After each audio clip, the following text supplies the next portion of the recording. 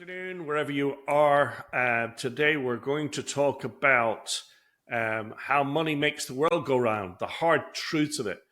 Today, I'm joined with Luke Dillon, based in the UK. Well, today he's in the UK, sometimes he's in South Africa. But he and I are going to talk about the hard truths of business. So let's talk about some of the harsh realities of business. Let's talk about the entrepreneurial ventures and, where everybody thinks that these lead to immense riches. Let's be honest, they don't. Some of the gross margins of small businesses are in the single digits. Their biggest wealth comes at the exit of their business. Let that sink in for a moment. Most business owners in small businesses have margins that are in single digits, and their wealth is when they exit. But only 1 in 11 businesses in the US sell at the end of their term.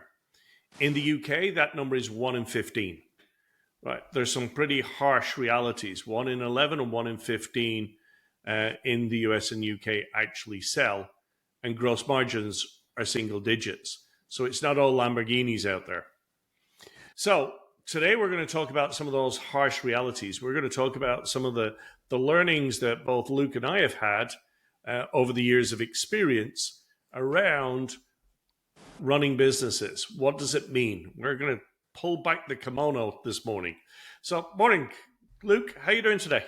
Hey, Andrew. Great to see you. Yeah, very good. Thanks. Coming from a not so sunny England, but great to be in the Northern Hemisphere again. And those are some frightening stats that you deliver there. And I imagine in South Africa that it's probably closer to 1 in 20 that sells successfully.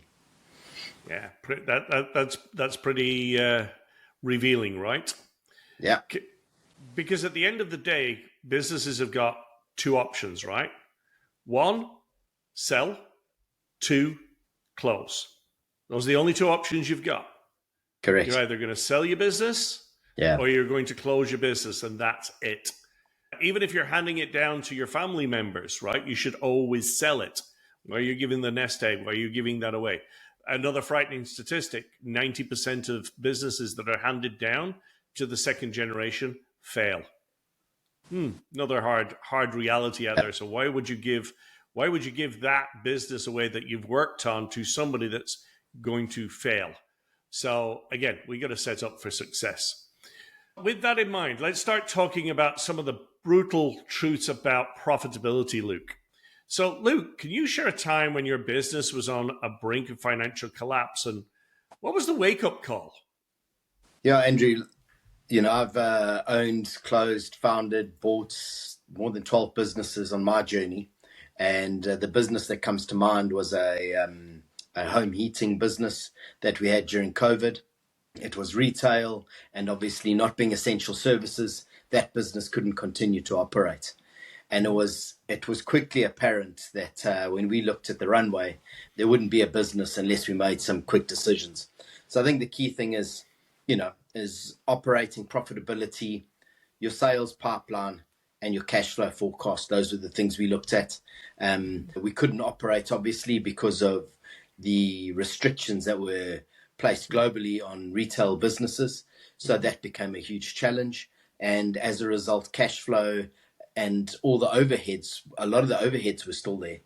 So when we sat and we did a forward projection on sales and cash flow, we realized that we had to make some pretty quick changes.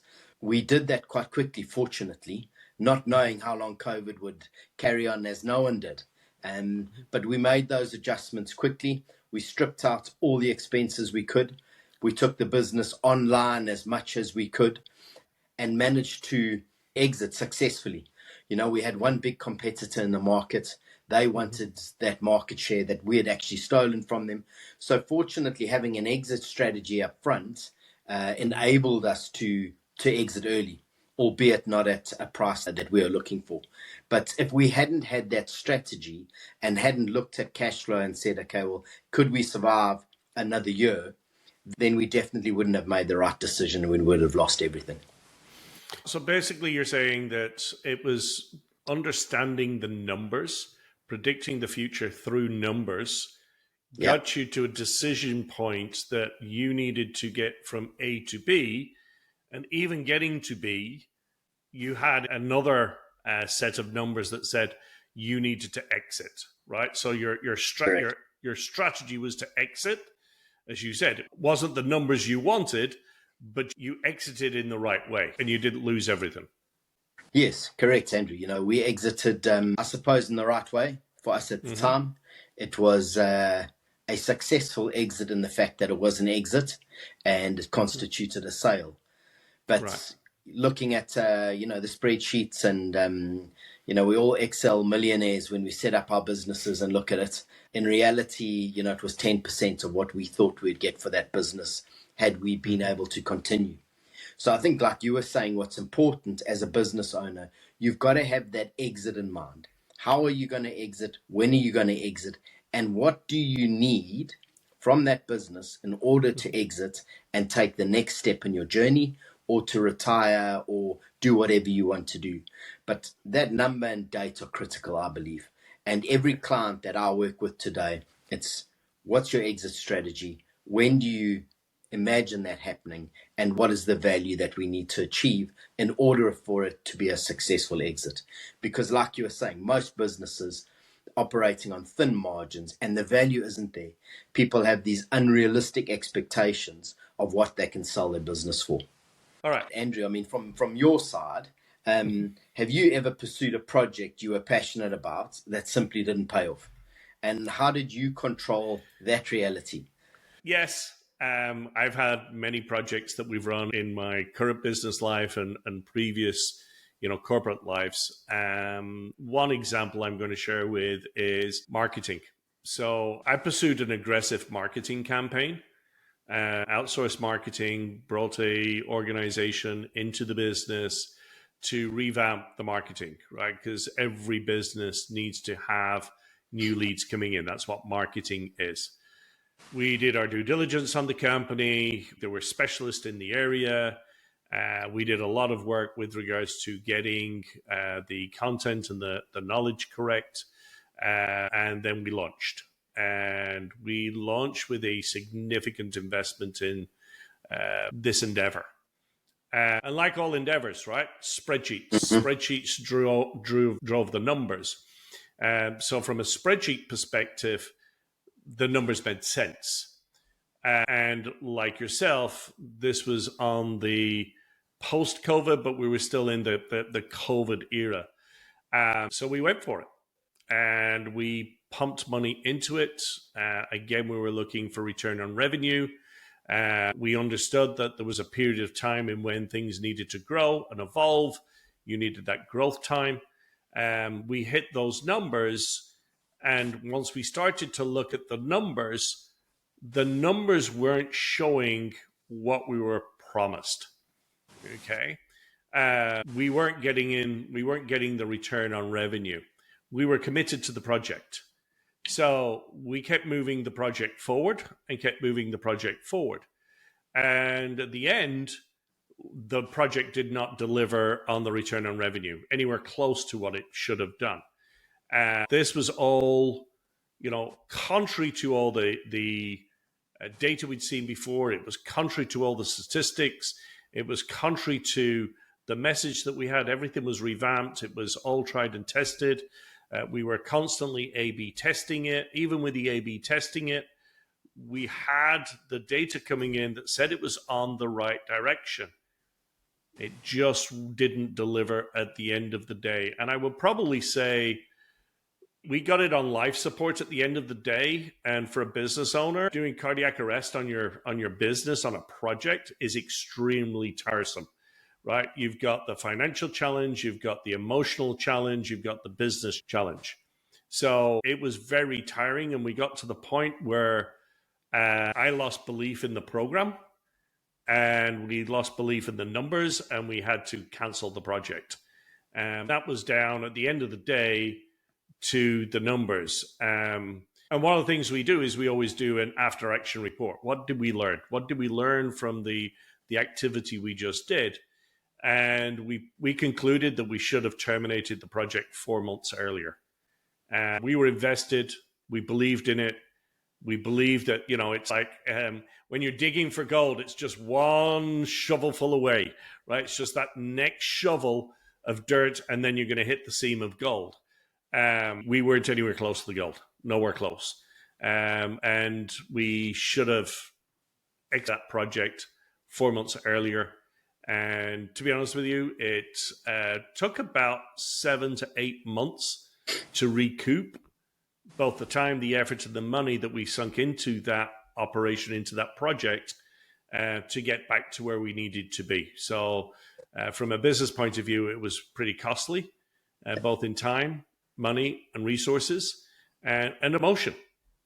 So, like when you think about that in mid-market size businesses or in smaller family-run businesses, to avoid that pain, there's massive risk of business failure. Depending on your current cash flow and bank balance, how strong is the position of the business at the time of entering into something like that. What would you say are the best strategies for a small business, mid-market business, to put in place to avoid that pitfall and to make sure that you don't lose your business through a ill-conceived or poorly managed strategy in that space? So obviously due diligence, do your numbers, which we did, right? So you're going to do your numbers. You've got to set in decision points, right? So what decisions are we going to make at what point? Going good or going bad, right? So going good, you may want to put some more money into it. If it's going bad, when do you get out of it? The other thing that I would say in kind of marketing is look for businesses that's a win-win. Right? Marketing companies are now understanding that there should be skin in the game for them. So is it pay for results, for example? Right? So there's some form of structure in which, yes, you're putting up some capital, but they're going to get some of the reward at the end. Right? So they get a bonus out if the project goes well. So they've got more skin in the game than just you. Right? So having a look at that, right? How do you get suppliers? How do you get vendors to have a little bit more skin in the game as well? So if the project goes well, they get a little bit more money out of it versus you're taking all of the risk. And I think that would have been probably something that we should have implemented, where there was some skin in the game for that supplier of that project in which they got a better bonus out of it rather than us taking on all of the cash, us taking all of the cash risk. Okay. Good advice. All right, let's talk about sacrificing your why for survival. So, Luke, was there ever a moment when you had to completely sideline your original vision to keep your business afloat? There have been a few, unfortunately, or fortunately, Andrew, and some of them have led to success, but there are two that stand out for me that very nearly sunk the mothership in the process of chasing a new passion or a new shiny object or a new perceived opportunity in the market. And one that comes to mind is we set up a division as part of a business. We went into the landscaping and outdoor furniture space. We invested heavily from the primary business, rental agreements, new staff training, uniforms, inventory, marketing, websites, you name it, all the things that you have to do when you establish a new division. And it just didn't get the traction. The market research we had done was inadequate, and it was incredibly painful. We got to the 6-month point, we were hundreds and hundreds of thousands in, and we had to terminate staff. We had to exit a lease, fortunately with an understanding landlord, because we were a primary tenant in another property of his. It's not only the humiliation that you feel, but it's also, letting down your suppliers, the new agreements you have in place, letting go of staff and, their dreams that they had at joining a startup. So it was really, really painful. It was an embarrassing lesson. But I think the thing that we did right was to call it early, to say we've totally misread this market. We've made some glaring errors, and, we can hobble along for another year or 2 years and maybe recoup the initial investment. But ultimately, can we focus on it enough without sacrificing another business or cannibalizing sales through loss of time and focus? Having taken that money out of that business, we couldn't grow the team in that business to fill the holes. It was a real challenge, and yeah, it was a huge loss.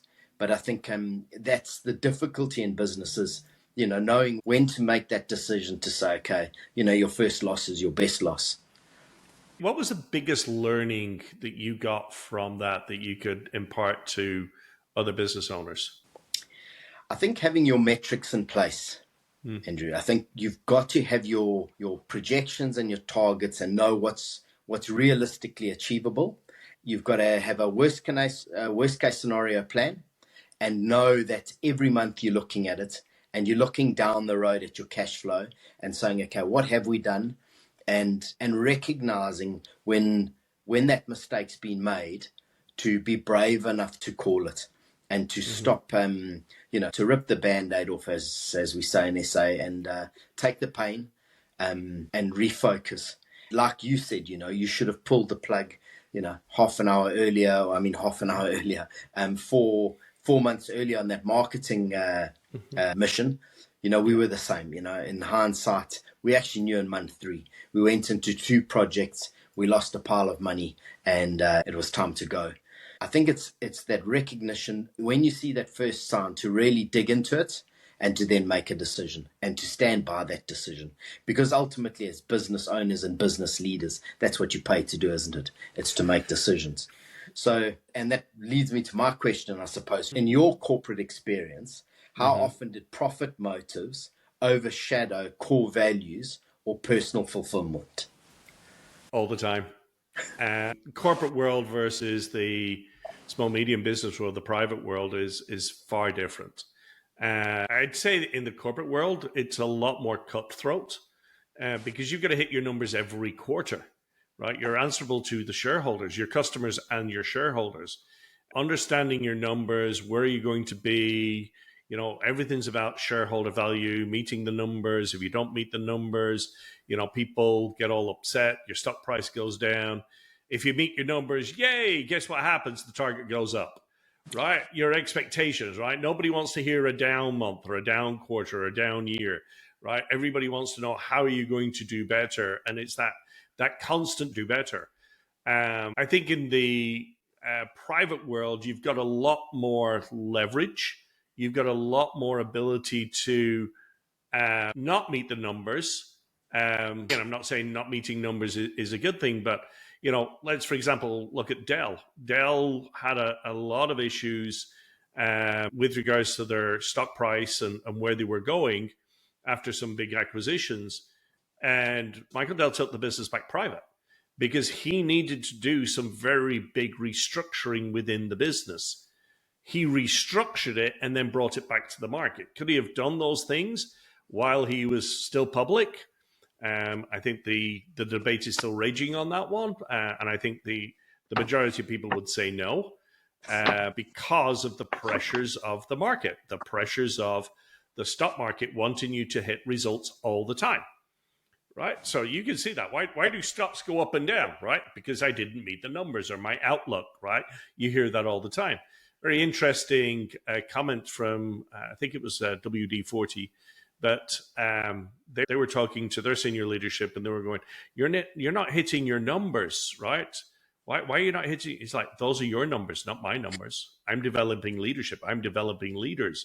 Go look at what that business is now. It's fantastic. Yeah. They balked against some of the numbers. They told the story of why they're doing it, but they weren't hitting their numbers every quarter. To go back to your point, though, did motive overshadow my core values?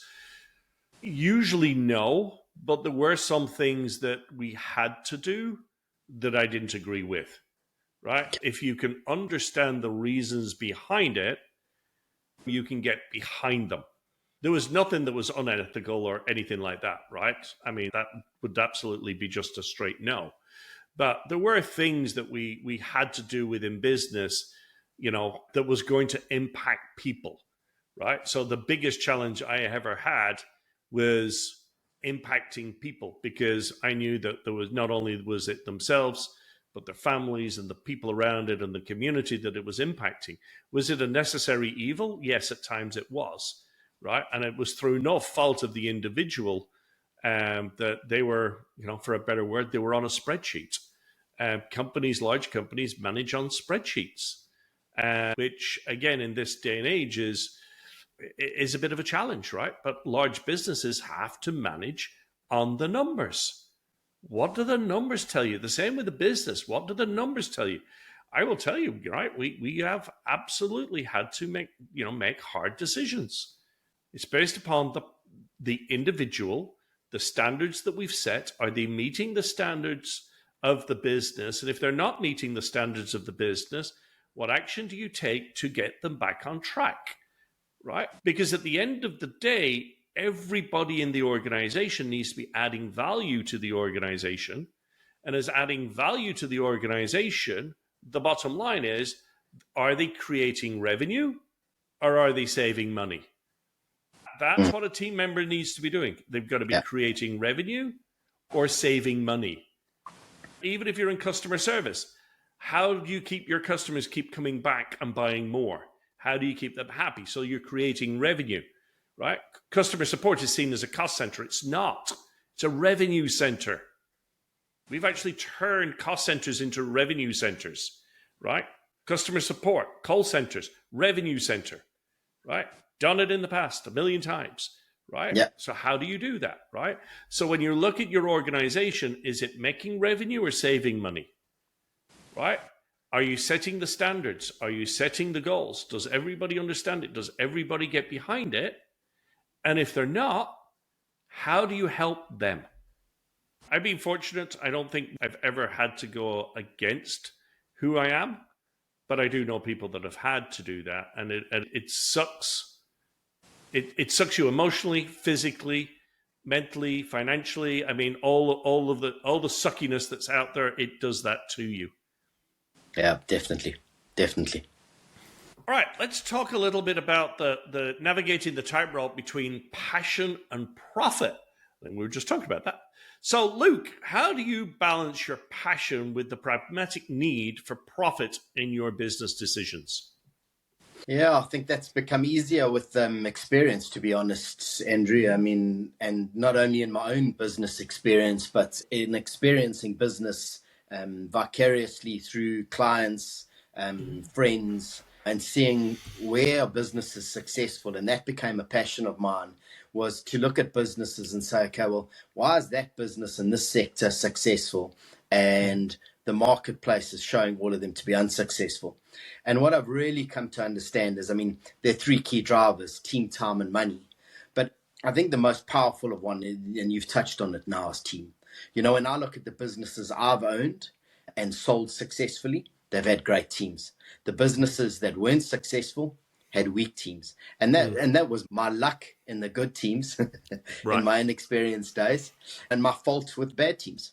Mm-hmm. I think some of the best advice I've received recently is, if you're not learning something from a candidate in an interview, then you shouldn't hire them. And when I look at teams today and I see powerful teams, and that is a real passion for me, if they aligned to the purpose and the goal of the business, and they understand the profits, and the profits are realistic, you're not taking advantage of the market, then it's so easy. The profits come because your team's aligned. They're a good team. They know how to communicate. And as a team, they work together.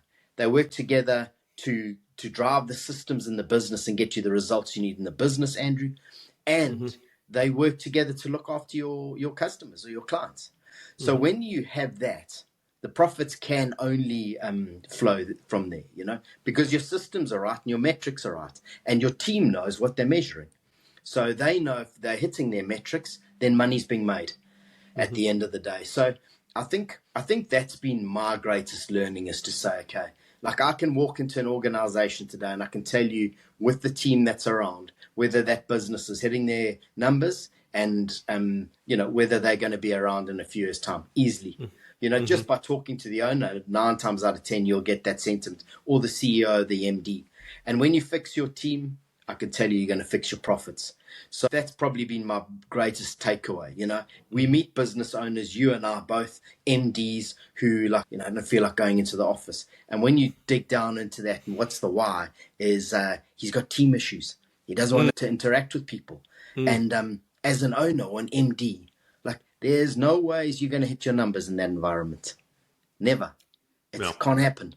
So I would say that's your first fix.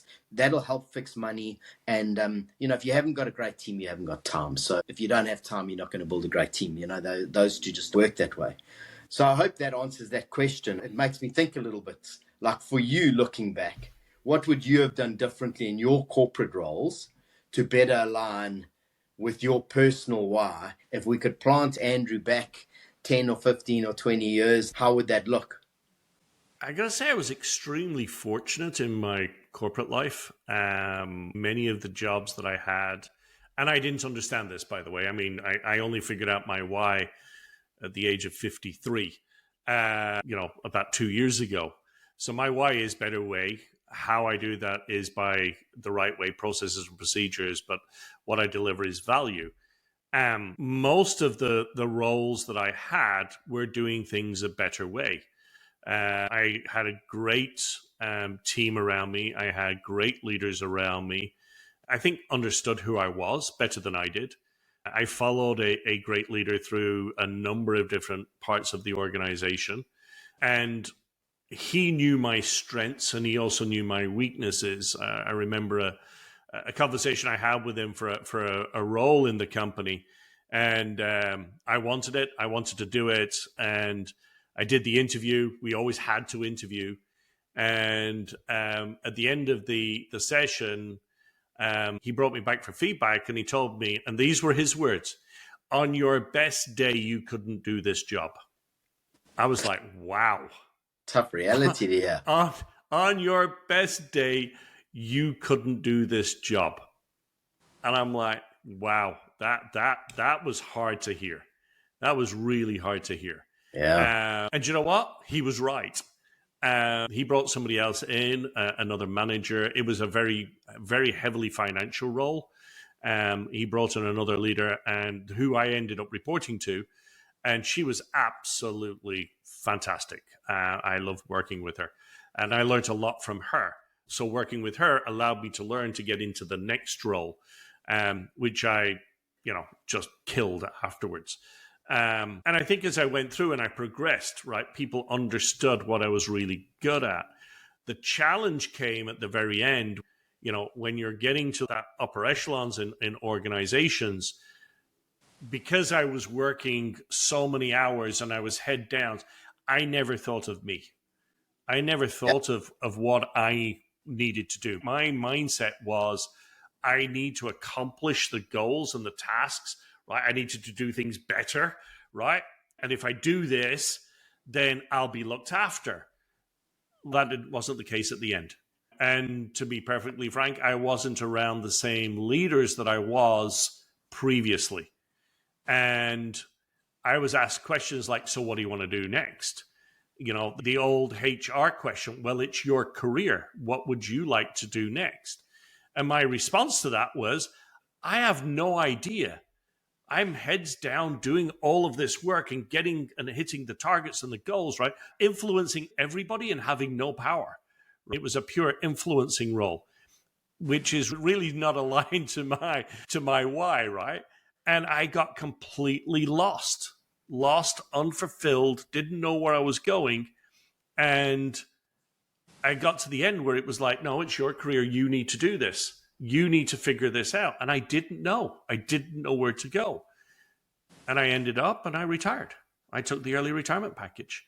Yeah. And honestly, when I look back, it was my failing because I didn't know who I was. It was my failing because I couldn't communicate it. Thanks for sharing that. I mean, those are very vulnerable truths. I think in so many corporate roles, Andrew, the higher you get up the ladder, the more oxygen deprived it is and the more lonely it is. And showing vulnerability is actually unsafe because you're seen as weak. So I mean, as coaches, and you've been in those very senior roles with multinational companies, how does coaching help? I mean, if we were talking to CEOs today, what would you be saying to CEOs, MDs, future leaders, and not necessarily that, even entrepreneurs who are running, because once you've got more than 12 staff, you've lost control of your team, Right. So where does a coach add value and allow that vulnerability so that you can grow or survive those pitfalls that lead to business failure? I think the first thing is having a trusted mentor, right? So Is having that the same as a coach? yeah, it's the same as a coach, right? A mentor, a coach, right? Having somebody that's around you that you can be vulnerable with, right? CEO roles and senior leadership roles are very, very lonely places, right? In those roles, a lot of people have got to have the answer, right? Yeah. I'm an SVP. I have to have the answer. Everybody's looking at me, right? Everybody thinks I have to have the answer. Bullshit. You don't. You don't have to have the answer. And by the way, it's okay to say, I don't know. So losing egos is the first thing that we've got to work on, right? Second of all is getting a great team around you, right? I was going through this conversation with individuals yesterday. I stole this from Simon Sinek. I'm a great Simon Sinek fan. But we were looking at, where do leaders stand in this diamond, in a diamond, right? Do you lead from the front? Do you lead from the back? Do you lead from the sides? Do you lead from the middle? Where are you? Where are you on the journey? By the way, you've got to stand in any one of those dots at any point all day, right? So be intentional. Where do you want to be intentionally leading from? Do you sit in a meeting and lead from the front and everybody, you just talk? Well, you're just being a dictator at that point, right? Even if you're sat at the back and all you're doing is listening, but somebody comes up with a comment and you start nodding your head, well, guess what? You're just telling people that's what you want, right? Or shaking your head. You're telling people that's not what you want, right? So it's about making sure that from an executive leadership, having a mentor, having a coach, working on the one thing that you've probably got to work on that quarter. Just one thing. Right? Is it communication? Right? Leadership is all about communicating.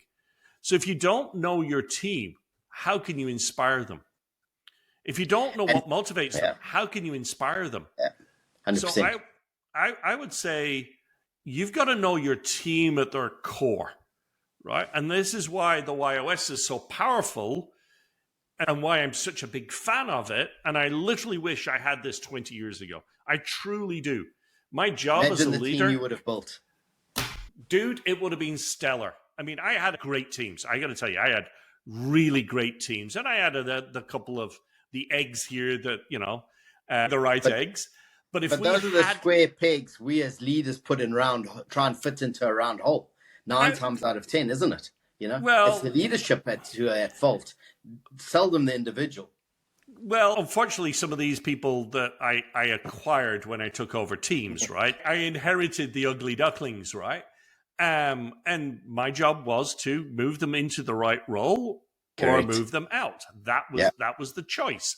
And so with disc and wide would have been so much easier. Oh, so much easier. Far easier, because again, we used to sit down in rooms every quarter, every year, do a 9-point grid. Who needed to promote it, who had the ability to promote it, who was exhibiting leadership skills, right? You had the 90% of people that were in the middle, that were just great employees, were great at the job, but then the level 7, 8, 9, right?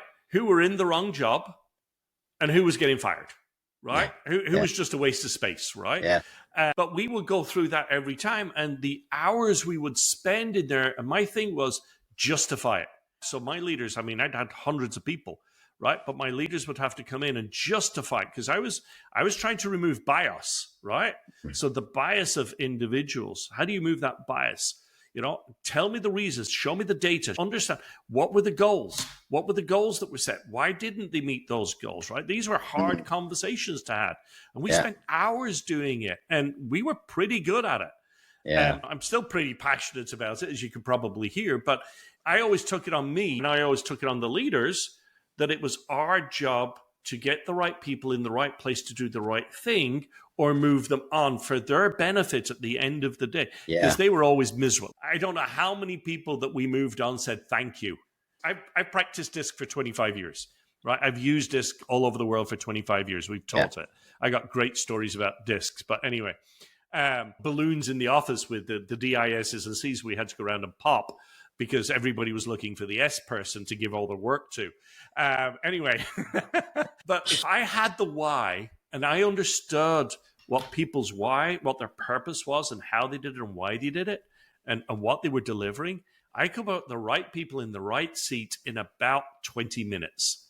I could have had them executing far beyond what they executed at that moment in time. So understanding that would have been a massive advantage to me as a business owner and as a leader, right? Yeah. And going back to your other point, then I could have had the right people around me. But mentors and coaches for executives are a must, because they're going to challenge you. They're going to challenge your thought process. They're going to ask you questions that nobody below you will ask you. Yeah. Nobody, right? By the way, the other thing, when you're a leader, the biggest thing you've got to be asking is, or being exhibiting is, I don't know the answers. I don't know. And being vulnerable to say, I don't know. Let's find out together. Let's understand this together.